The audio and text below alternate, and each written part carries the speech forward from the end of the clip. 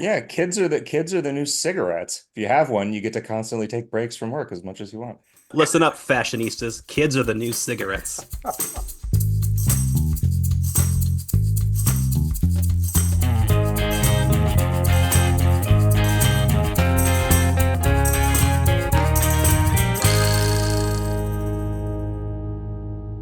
Welcome to the Quicksand Club podcast, the podcast where we discuss every topic worth discussing, one at a time. I'm Spencer Bainbridge, joined by.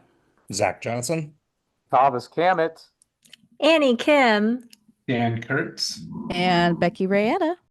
Our topic this show is summer vacation.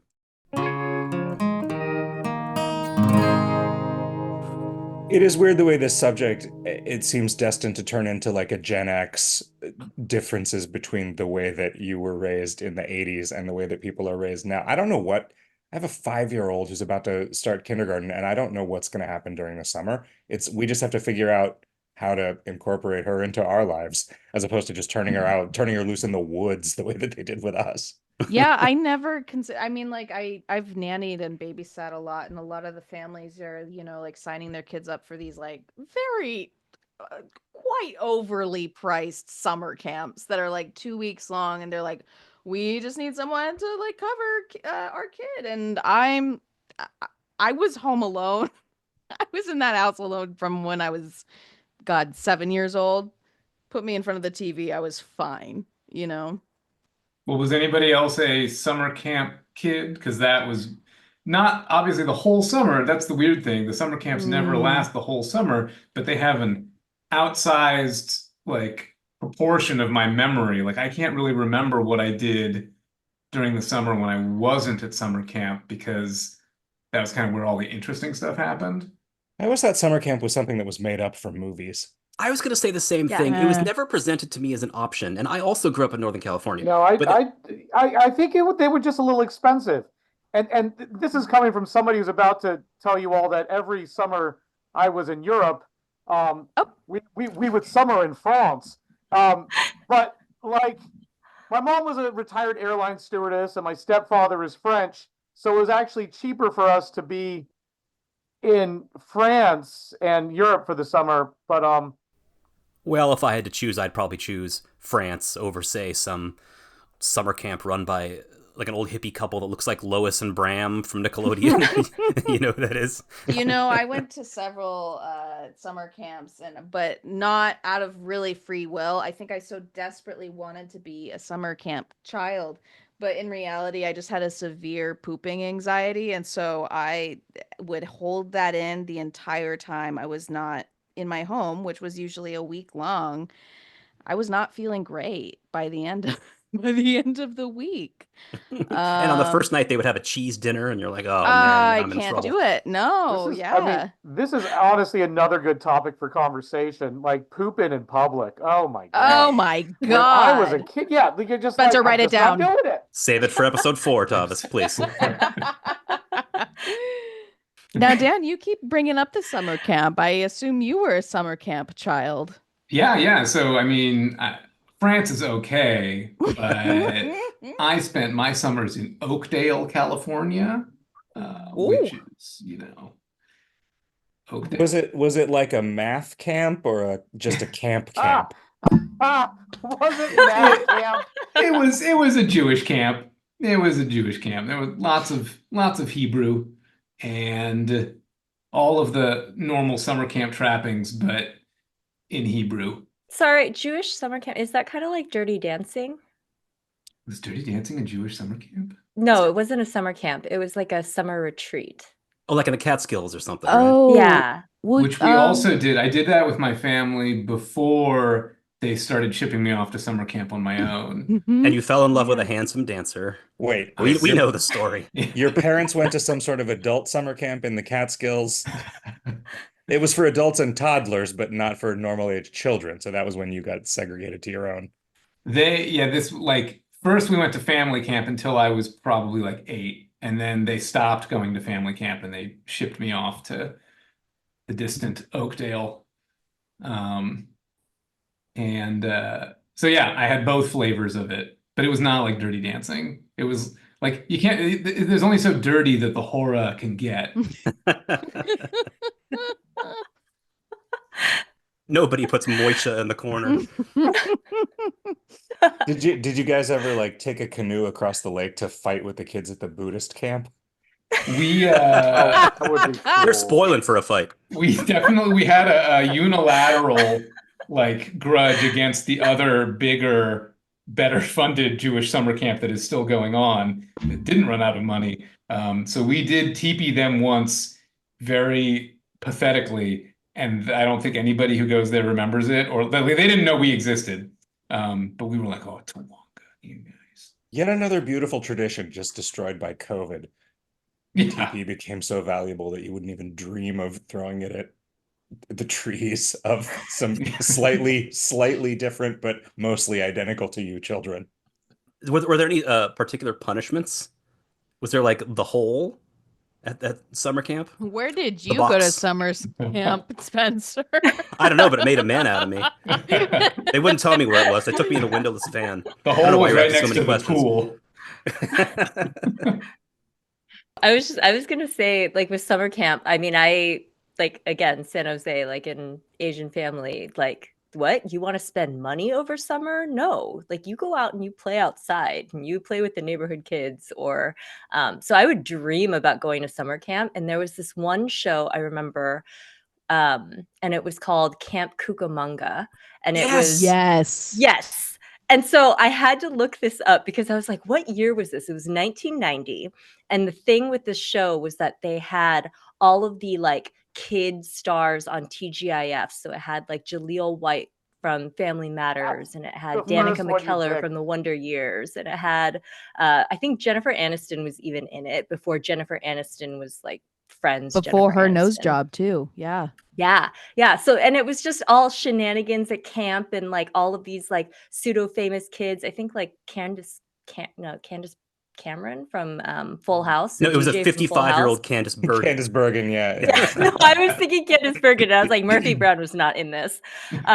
But this show, I think like my cousin had recorded it on VHS, and I would go over to her house, no joke, every other day and insist that we watch Camp Cucamonga, and it was like on repeat every single day for like a summer.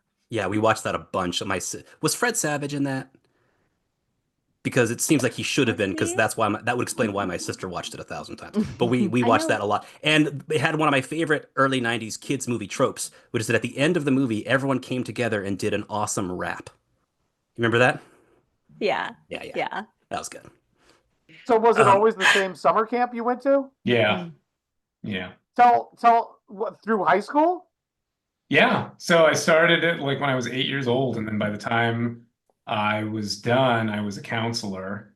And that was like when I turned 18, that was like kind of the last year that the summer camp was in existence. It ran out of money afterwards. Oh. Well, you shouldn't have stolen all their copper wiring. Yeah. Yeah. Or at least they told me that they were out of money, and maybe they were just trying to not invite me back. But It's a you very have elaborate some, like, scheme just to summer eliminate hookups? you. yeah. Yeah, I was gonna say, Dan, do you have any like camp loves or Yeah. like Because that's what unprovided I was yeah. always stories jealous or... of these things. Like everybody who went to camp came back like having sex. And I'm like, how this sucks. Or at least claiming that they did. Yeah, which Man. is good enough. No, I it went to was France with my like stepdad. chaste but angsty, you know? Like it wrecked me for the year, for the like the rest of the school year, you know, because it was like, oh, I kissed a girl during summer camp. And so now like what are we gonna be next year? Like when am I gonna see her again? And it turns out that that doesn't always last. People kind of forget who you are. Summer you're- must end. Yeah. Movies Had and me a TV. blast, but it happened so fast. Why are we only singing half a song?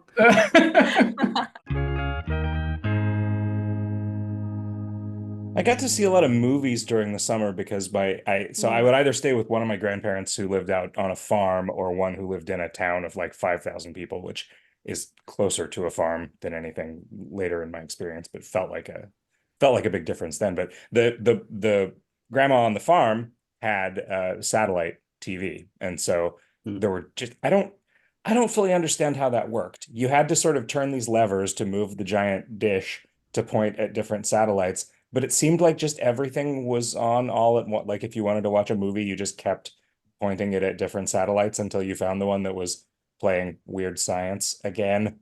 So then you could just, some summers you watch Weird Science 100 times because you were unsupervised, right? Like it's, I don't know. I remember when on the in town grandparents, one of those summers, me and a friend of mine got sort of encircled by some older boys who forced us to punch each other. So Under threat of what? They would punch you? I guess, yeah, I don't know. I was mean, probably it. Yeah, yeah, that's a normal boy occurrence. I feel like. I found out that one of my buddies was like way too eager to comply with that. Oh, I see. Finally. Feels like you've been storing that one up. So, but you used your grandparents' satellite dish to watch Oz, so you knew what to do in a prison fight, right? The older boys provided the shanks. Oh, well, that was thoughtful.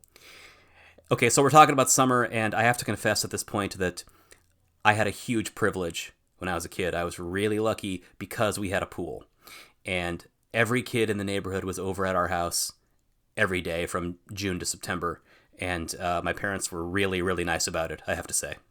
So you were the summer cool kid then? I still am, Becky, but yes, I was. Of course. No, we were the family with a pool on the street, and it was super, super awesome. And it's like the one thing that I almost like. I didn't grow up rich. I didn't go to Harvard or anything, but it's like the one thing I avoid telling people because they'll assume I'm an asshole. Because so many people grew up just like that was their dream in life, you know. But people don't understand. It was like either you have a pool in Sacramento, or you have access to a pool, or you don't make it. The mortality rates are high. Yeah, these kids are not gonna drown themselves. Well, they are actually. Is that fun? Wait, so Spencer, like, did you like have a lot of kids coming up who clearly, like, even if they didn't like you, just wanted to use your pool and then would try and like get around, like, like them being assholes to you and just like, hey, let me use your pool. Spencer's got this look on his face like maybe they were all just doing that for the pool. They were my friends. They liked me. Oh, you've ruined everything. No, nobody liked me, but they all liked the pool, and I knew it. I had a couple of friends that I only really spent so much time with because they had a lot of Atari or Nintendo games. Yes. As the years went on. Mm-hmm. And if we'd had a trampoline in addition to a pool, I would have been crowned king of the children. I mean, that would have been just the best house in the world. But it was pretty cool as it was. Zack, you mentioned watching a lot of movies during the summer. I used to go to the theater to watch movies all the time during the summer because matinees were cheap and it was air conditioned and it was a great place to hang out. Does anyone have any particularly good memories of seeing movies during the summer? I was, I think, 13 or 14 when The Dark Knight came out. And let me tell you, that did something to my sexuality in a certain way that I didn't expect. Damaging or positive? Pretty positive, I would say. Yeah, it was. But God, that was I remember being a young pimply teenager and being like, oh, what a time to be alive for cinema right now. Ugh. Yeah. What specifically was it? Was it Two-Face before must or I after? say Heath Ledger? Must I say the Joker? Do you really have to call me out like that? So that's how yeah. you got these scars. Yeah. No, yeah, I went into actually that was my summer that year was like I did not pay attention to Heath Ledger at all before that movie, and by then he had unfortunately passed away, and I went into a tailspin obsession with him to the point of being on was anybody aware of LiveJournal at the time? Yeah. Oh yeah. I wrote but private. Nobody could see it, but I would write private letters to Heath Ledger. I still have access to them. So private even he never saw them.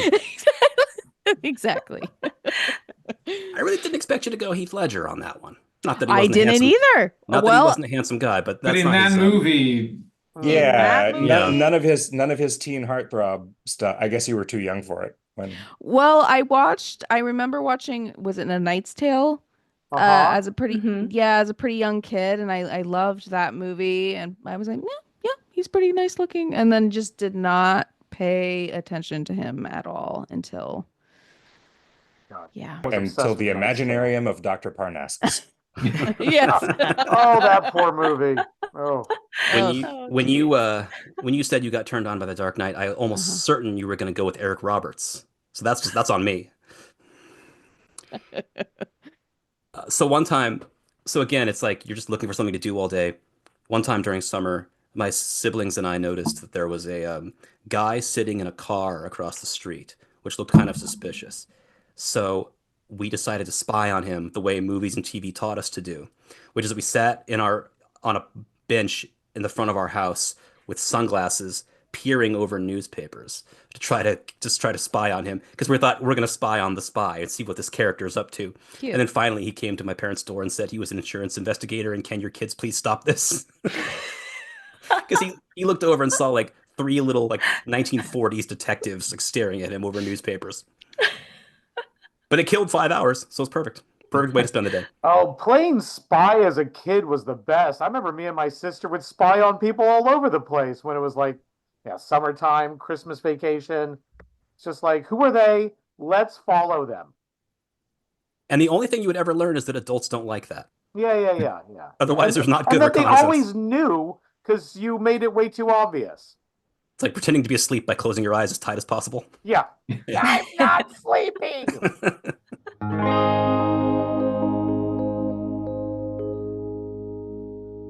This podcast is sponsored by Maynard's Pool Services. Hi, I'm Brian Maynard of Maynard's Pool Services. I've been helping people care for their pools for over 17 years, offering in-ground pool maintenance, cleaning, and repair services.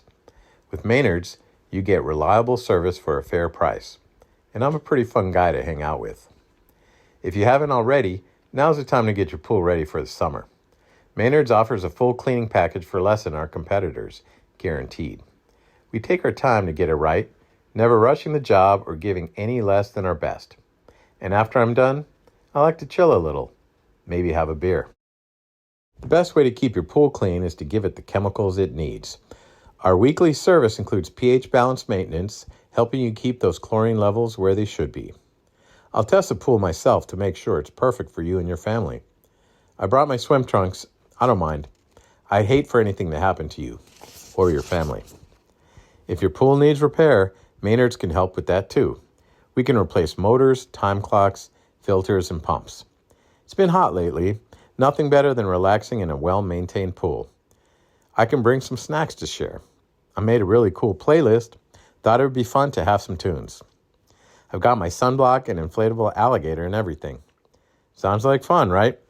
Just me and you and your family. A perfect family. So call Maynard's and get your pool ready for summer fun. Call today. I need this.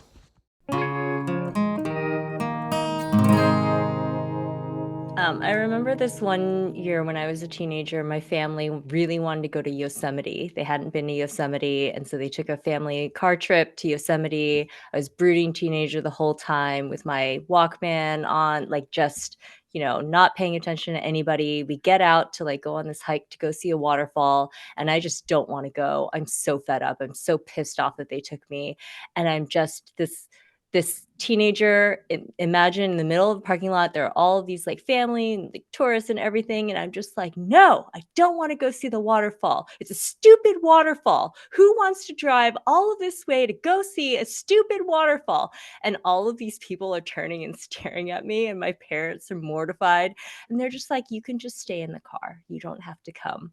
And then everybody's like, oh, how disgraceful. Oh my God, don't listen to her. And like all of these like parents putting like their hands over their child's ears and like taking away from this like horrible teenager. And I think about it now, and it's beautiful. I love Yosemite, but I don't, all the hormones were just raging, and I just didn't know what to do. No, it's stupid. You didn't miss anything. I like that the It's just another parents. stupid waterfall. God, you can make those in your sink. The water only goes in I've one been to- direction. I've been to that particular one. It sucks ass. Yeah. One time, my wife and I were at Yosemite, and we saw this teenage girl with, we presume, her boyfriend, and they were walking, and she looked very miserable. And of course, we're in the most beautiful place in the entire world. And while they were walking by us, we heard the girl say, "Just so you know, this is me hating this right now. Ah, Oh, how could someone have such a bad time at Yosemite? And wants everyone to see her hating it. And ever since then, anytime either of us doesn't enjoy anything, we'll say, just so you know, this is me hating this right now. If you make me look at a stupid waterfall, I'm going to kill myself. I learned how to make my own sandwiches during summer because, again, you're just on that your was own all the day. skill that you didn't know how to make a sandwich. You needed those 2 months to practice. Wait, fair, we need to know how old Spencer was at this moment. Oh, 24. 16 years old is what I'm imagining. I was like 11, and I think I made a stab at making a sandwich for myself, maybe 10. I'll give myself a little more credit, You're make myself going sound a little less down. stupid. You were 13. And the first sandwich I ever tried to make for myself was just white bread, mayonnaise, and slices of cheddar cheese that were about an inch thick. Which, again, sounds incredible, but I don't recommend it. It wasn't a good sandwich. But I came a long way after that. The first sandwich I ever made was 2 pieces of white bread, American cheese, and a packet of cocoa mix with the marshmallows. Innovation. Down. So gross. But yeah, this is the first sandwich I ever made. I think I'd eat that before I'd eat Spencer's sandwich. Yeah, I would too. Yeah. I mean, it's the mini marshmallows. How could you go wrong? I respect both of you for really like pushing the boundaries of sandwichdom with your first sandwich. Like you were really exploring the possibilities. I've always been an innovator, Dan. Yeah.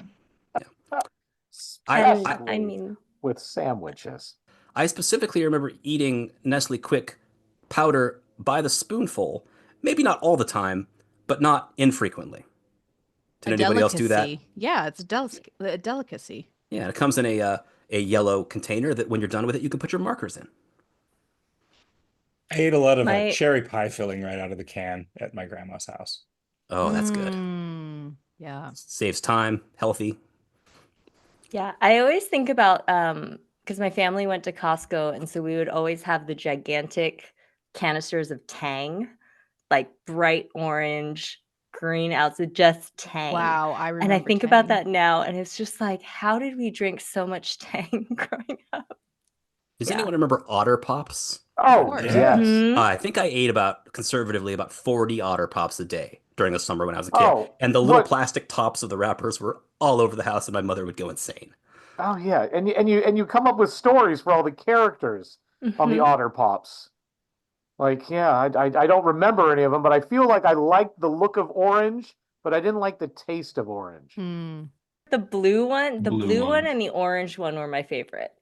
The pink was mine, and it was my sole is my little treat after being forced to do swim camp or swimming lessons during the summer.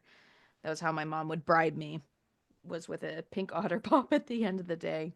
They would punish you by sending you to Spencer's house. Eat this cheese sandwich.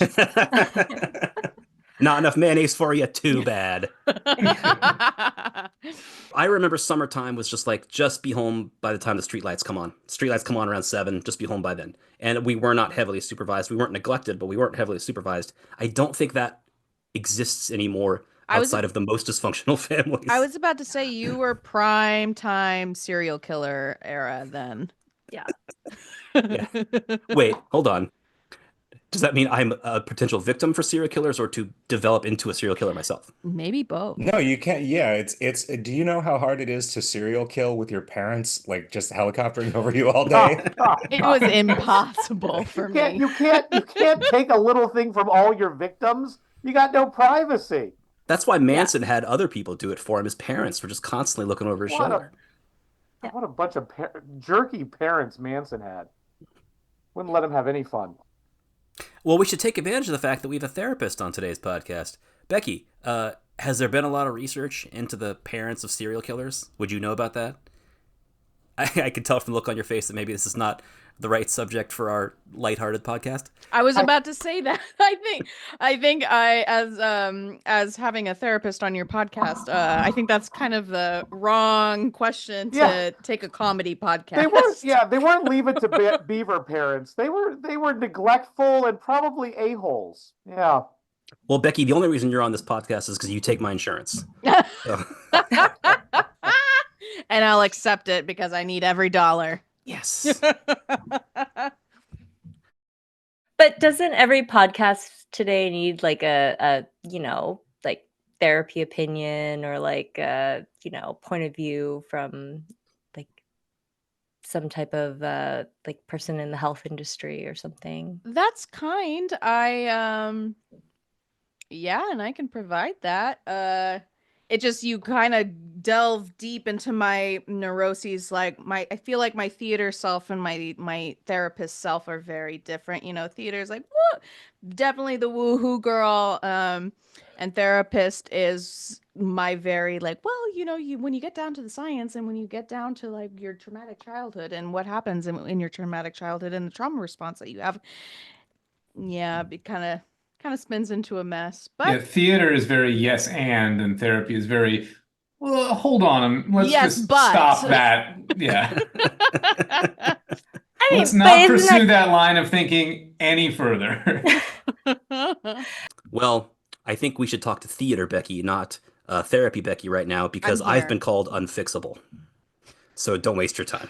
Spencer, wait, no, is that real? No. Okay, thank God. Yeah, it was you an hour ago. But it was easy to believe, though, Spencer. Consider that. It was. I had whole interventions planned for the next like, half did hour. You have Pfizer with the last therapist you saw? Like, I'm realizing a lot of things today. That. They only liked me for my pool, and I'm unfixable. Oh, well, now we're getting to the root of it. Actually, probably the way to fix you is to get you a pool. I think if I had a pool again, I would be my social status would be restored to where I was when I was 12. I think that's accurate. I think we feel all probably again. Take a field trip up to you. Mm-hmm. Oh, pool party at my house in 2047. Do you ever prescribe that to your clients, Becky? Do you say, why don't you get a pool? I say, why don't you just earn $100K more a year and then you'll be fine? And they're like, yeah, exactly. Exactly. Or you could just be like, Google the Otter Pops and what Otter Pop would you be? What flavor would you be? And that tells me a lot about what interventions I should use. That exactly. Should be the very first thing you do when you see a new client. Just tell me which Otter Pop on this scale you are. The purple flavor? Oh, you definitely have major depressive disorder. Awesome. Alexander the Grape, not so grape after all. And if they say cosmic coconut, you're legally required to call the police. Oh, you're in a psychotic break. Yeah, absolutely. Yeah. Oh, man. We have a lot of those at school, the posters with the point at how you're feeling. Point at your feeling. I like the point at your Otter Pop. That does seem like a lot more fun. You get the one kid that just always points at the portrait of Charles Manson. And for some reason, he's also an Otter Pop. Yeah, you photoshopped a few extra Otter Pops on this poster. They tried to discontinue it, but damn it, it sells. Swastika on the forehead on this Otter Pop is what really sets it apart from the rest of them. I'm going to need somebody to ask ChatGPT to create that image of an Otter Pop or Charles Manson as an Otter Pop. I bet it won't. I bet it won't. You're right. I mean, like Nazi nectarine. I'm sure that could be like that's a good sounding flavor. Yeah. Helter Skelter strawberry? One year we went to Egypt, which was amazing. I was in 6th grade. What an amazing trip to go to Egypt. My stepfather, I think it was like the second day, and something that I don't know, I didn't know when I was younger is that everybody in Egypt is going to try to barter with you for everything you do. And none of us were really prepared for it. So there was a lot of arguing with that too. My family just argues so much. my stepdad tried to make it a point every time I got something that he could get the same thing for less, which wasn't the most fun when you're in sixth grade, just constantly being, outdone by your adult French stepfather. Except But you could trick him into buying some real dumb shit by oh just yeah, buying one right. yourself, right? Yeah. Except no money. But so all I bought was, and I collected letter openers when I was a kid. So every country we went to, or every city in France, I would have a letter opener. Yeah, kids these days aren't allowed to fly with their collection of letter openers. So Yeah. yet another way in which the innocence of childhood has been Tavis, ruined. those are your shivs right there, like the letter openers. They're incredibly dull, Annie. Tavis- They're like made out of pewter. You're telling me. Tavis wrote so many letters to convicts and got so many replies. He just needed a whole bunch of letter openers. So many, just one in both hands. Because he had to send them the letter opener so that they could open the letter when they got it. Otherwise, it would be impossible. Yeah, it was just But you have to send it in a cake. Yeah. What I actually did with those letter openers is I wasn't allowed toys at my mom's house, so I would just play with letter openers and pretend that my right hand was dueling different characters of my left hand.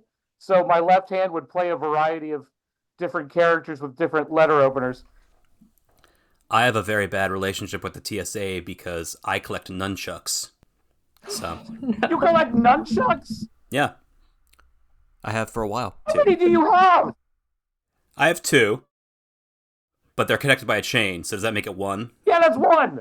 Okay, then I have 1. And if I were a true ninja, I would have stolen them, but they're too hard to steal because they make a clanking sound. So, very hard to steal nunchucks. like it's like one of the easiest things to steal: sunglasses. Oh, They yeah. don't know it's the same guy. A false mustache. Yeah, if you're bald, it's very easy to steal a wig. Mhm. Yeah, They fake will. beards and fake mustaches are by far the best things to steal. One of the hardest things to steal: cloth bag with a dollar sign on the side of it. Dead giveaway. Striped shirt.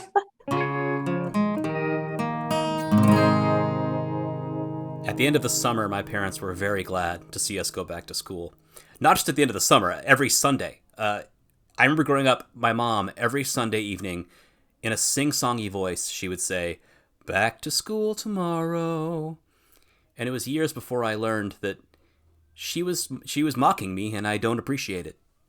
Yeah, my dad used to sing, and now it's time to say goodnight to little girls and their blonde hair. And neither me or my sister were blonde, and so that would throw us into an immediate tizzy. Yeah. Your dad rewrote My Way just to taunt Oh you? yeah. Oh yeah. I'm glad someone else's dad did that too. Maybe it's a Northern California thing. When mine would drop me and my sister off at school, he would chase us to get like a hug and a kiss. He'd be like, "I love you. Don't you love me? I love you. Say you love me. Say you love me." Yeah, it was very embarrassing in middle school. Whereas your French stepdad would just flick a cigarette at you as he Yeah, drove off. yeah. I don't drive you to work. You must walk. I walk. You walk. I remember in the summer going to a lot of outdoor events, boat shows and cruise nights and just stuff like that. And there'd always be, I think that was my first time understanding that adults could get drunk and rowdy because people would do that at these kinds of things. And I had an uncle who looked like a cop. To be clear, he was not a cop. He was never a cop, but he looked like one. So he would go up to people if they were being rowdy, and his strategy was he would peer down at them through his aviator sunglasses and say, "Look, I'm off duty today, and I want to stay that way." And usually they would fall in line after that. It worked. I feel like, what does looking like a cop even mean now? How He's does he- always wearing like a tactical vest and like How eight is he different getting away weapons on his saying belt. that? Like, If he's not even a cop, like, what if they call his bluff? Like, He doesn't think that far ahead. hmm. Yeah, it'll be his undoing one day. And he's also getting too old to pull it off because there's not a lot of 75-year-old He's active duty cops. he's getting too old for this shit. Yeah. I'm 5 days away from pretending to retire.